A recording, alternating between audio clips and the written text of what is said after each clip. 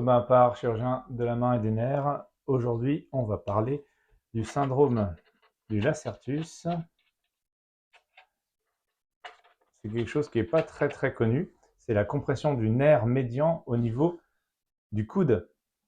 Donc le nerf médian, il arrive comme ça dans la face antéro-interne de l'avant-bras jusqu'au milieu, voilà, jusqu'au poignet.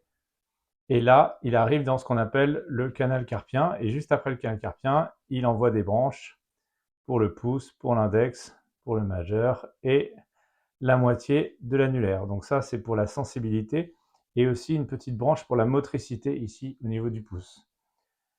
Au niveau du coude, il passe sous une sorte d'aponévrose qu'on appelle le lacertus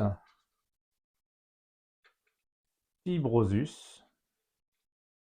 On dirait un nom de légionnaire romain dans Astérix, mais c'est bien une structure, c'est en niveau consistance entre une enveloppe musculaire, c'est-à-dire une aponévrose, et puis un ligament. C'est vraiment épais, ça fait à peu près 3-4 mm d'épaisseur. Et donc ça, c'est le nerf médian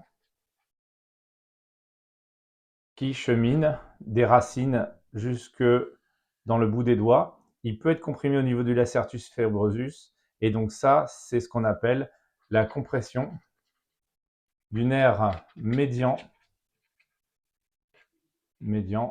au coude. Donc voilà, pour que ça aille plus vite, on appelle ça le syndrome du lacertus. Le syndrome du lacertus, eh bien, il faut y penser quand on a exploré les problèmes de cervicales. Donc C5, C6, C7. Et ça, les problèmes de cervicales, eh ben, c'est les neurochirurgiens en général qui s'en occupent et certains orthopédistes spécialistes de la moelle épinière. On peut avoir des problèmes de moelle épinière, on peut avoir des problèmes de racines quand elles passent entre les os des vertèbres. On peut avoir des problèmes au niveau du défilé thoraco-brachial, c'est-à-dire entre la clavicule et puis le cou. Et puis après, au niveau des troncs, hein, c'est comme un arbre hein, finalement, il y a les racines et puis les troncs. Et au niveau du tronc, du nerf médian, eh bien souvent on a une compression au niveau du lacertus ou du canal carpien. Alors le canal carpien, eh ben ça, tout le monde connaît. Et pourquoi tout le monde connaît?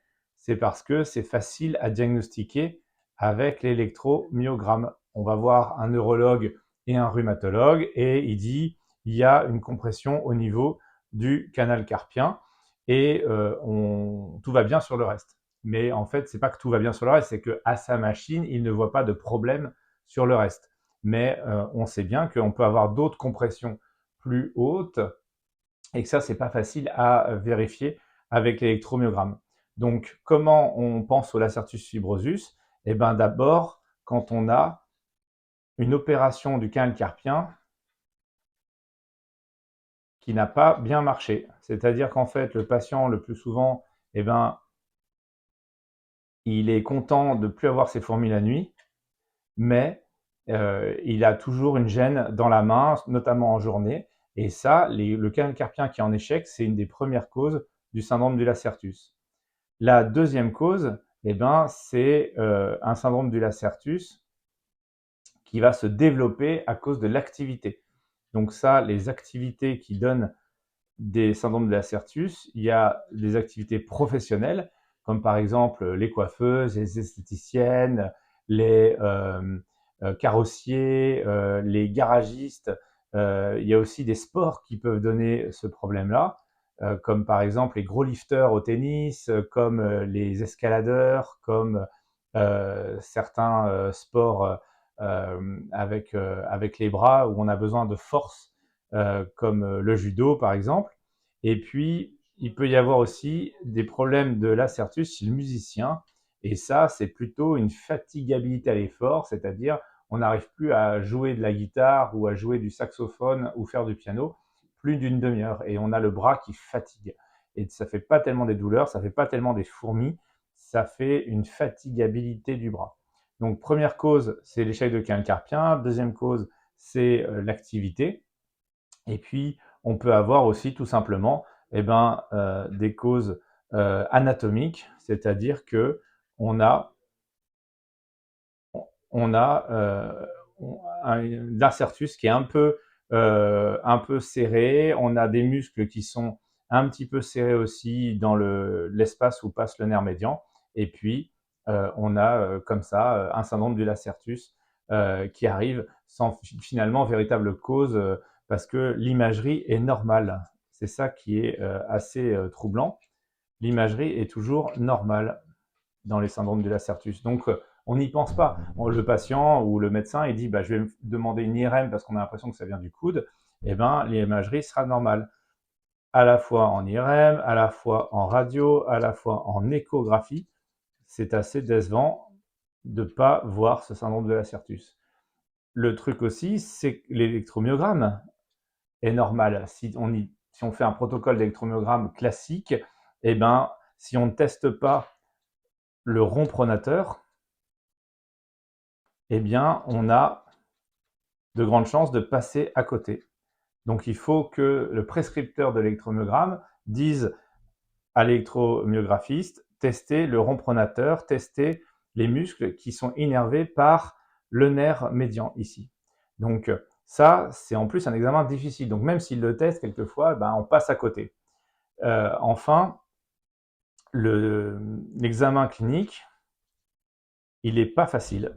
L'examen clinique, eh bien, quelquefois, on n'a pas si mal que ça quand on appuie sur le syndrome de lacertus fibrosus.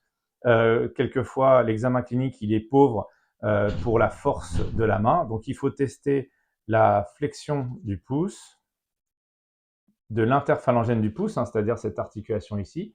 Donc, on met le poignet en légère flexion, la métacarpophalangienne en légère extension, et puis c'est là qu'on teste et on vérifie qu'il y a bien la force du long fléchisseur du pouce. Il faut tester aussi la flexion de l'index, c'est-à-dire que, pareil, on met en légère flexion métacarpophalangienne, légère flexion de l'IPP, on teste la force ici de l'interphalangienne distale de l'index, qu'on appelle le test du fléchisseur commun profond de l'index. Donc, c'est pas comme ça, c'est pas comme ça, c'est vraiment, on bloque les doigts et puis on teste comme ça. Et enfin, on va tester la flexion du poignet, du fléchisseur radial du carpe. Et donc ça, on demande au patient de fléchir son poignet et puis on essaye d'écraser le poignet. Et si on arrive à écraser le poignet, c'est qu'on a ce tendon-là, alors c'est pas celui-là qui ressort, hein, c'est plutôt ce tendon-là, le fléchisseur radial du carpe, qui est pas assez puissant. Donc la force est diminuée à l'examen clinique. On a ce qu'on appelle le Scratch Collapse Sign, qui est un test de provocation nerveuse qui est positif. Et on a aussi, de temps en temps, mais dans un tiers des cas, elle n'existe pas, la douleur à la pression. Et ça, c'est l'examen clinique qui nous donne le syndrome du lacertus. Si on n'y pense pas, eh ben, on ne va pas tester ça et donc on ne va pas trouver de problème ici au niveau du coude. Il ne faut pas oublier qu'il peut y avoir des problèmes de cervicales, hein, bien sûr. Donc, quand on a été opéré du canal carpien et qu'on est déçu, il faut faire une IRM médulaire, il faut tester cliniquement le lacertus fibrosus. Quand on a une activité sportive soutenue et que au repos tout va bien, mais dès qu'on reprend le sport, la musique ou son activité professionnelle, on a la sensation de bras lourd, eh bien, faut penser au lacertus fibrosus. Voilà, c'est quelque chose que maintenant on commence à bien connaître. Le problème, c'est qu'on n'a toujours pas trouvé d'imagerie satisfaisante, on n'a toujours pas trouvé d'électromyogramme satisfaisant, on a un examen clinique qui est difficile à faire. Donc tout ça, ça veut dire qu'il va falloir travailler, il va falloir collecter les données pour faire des publications sérieuses et qu'enfin, on puisse vérifier comment on peut donner à coup sûr un diagnostic de syndrome du lacertus. Je vous remercie beaucoup d'avoir écouté cette vidéo. J'espère que vous penserez à vous abonner et n'hésitez pas à regarder les autres vidéos sur le lacertus.